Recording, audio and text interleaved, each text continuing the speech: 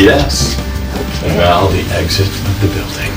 With the coffee, by the way. And now we're going outside, which means we must put the glasses on. The glasses? Place it back up. Check.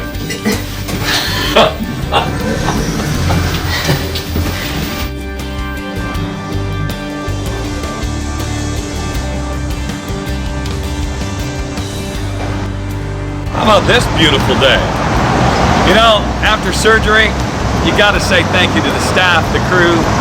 It's just that easy. I'm not kidding. And I am the worst when it comes to any kind of,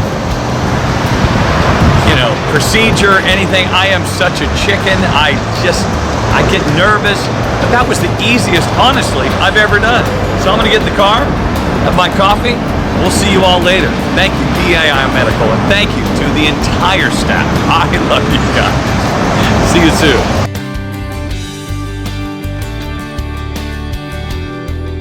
I feel great. Everything the doctor said, everything that Michael said.